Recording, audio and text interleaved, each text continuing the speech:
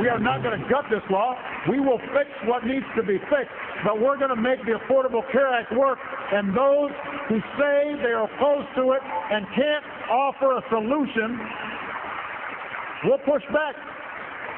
President Obama, so what about solutions? We're back at the panel. Okay, Tucker, what happens? What do you do?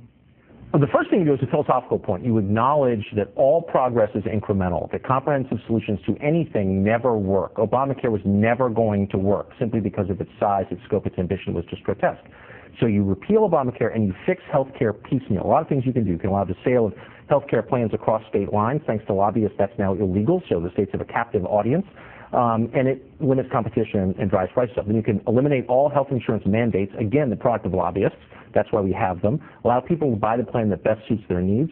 Tort reform, obviously. And then finally, the tax code ought to treat all health insurance plans equally. There is no justifiable reason for employer-provided plans to be taxed at a different and lower rate from individual plans. That's not justified by any kind of rational argument. That does upend the system, and the 80% who get their health care now from their companies, it would affect directly. Oh, of course it would. I mean, of course it would. But but the current system is unjustifiable. Look, you can't have a system where costs are completely hidden from consumers. People have no idea what healthcare services cost. In the ideal, but in the political environment and what Republicans are facing is that... But that's why you do it piecemeal. That's why any time a politician looks right into the camera and says, I'm going to fix all your problems with one stroke of a pen, this bill will save your life, he is lying. And by the way, he's also had a totally inflated sense of his own power. That's not how it works. Do it bit by bit.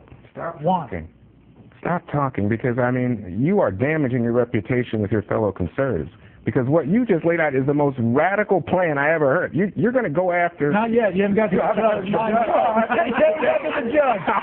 Well, lots of my ideas are radical, I think. Well, thank you for noticing. Well, I noticed. Okay, so, here I am, and I just have some simple ideas. Okay. I feel sort of, ashamed at this point. Well, we still have a graphic for you. Well, I think we should fix the website. Make sure it works so that people who are interested in getting health care through the websites can get it. Number two, I think that you've got to deal with the insurance companies, which the president was doing today with the commissioners.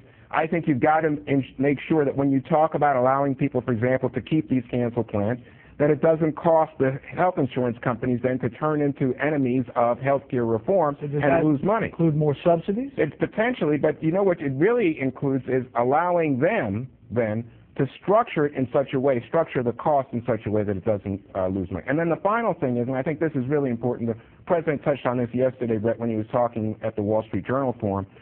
They're going to rebrand and re-roll out Obamacare at some point because he says the political opposition is so large. What he's got to do is rebuild trust. We see this in the polls that indicate there's been a tremendous drop in trust of President Obama and confidence in this health care system.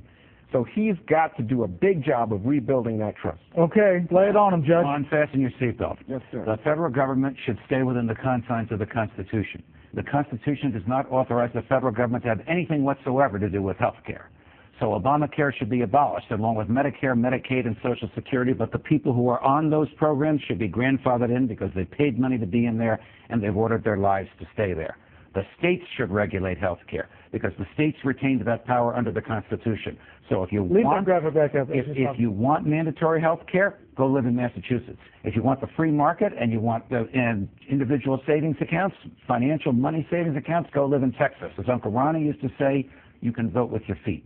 When the government attempts to do what only the free market can do, when the government says everybody's got to drive a Mercedes, whether you can afford one or not, whether you want to drive one or not, very few people will have cars, and everybody will have Let me just quickly ask, you mean to say that you want to do away with Social Security, Medicare, and Medicaid? Absolutely, because the Constitution doesn't authorize it, and it would be far better administered by the states and by private entities. Did you hear what Brett Baer said about the politics? You think that you can do away with Social Security and Medicare in this country? I don't think it could be done with a stroke of a pen, and I don't think there's a consensus for it.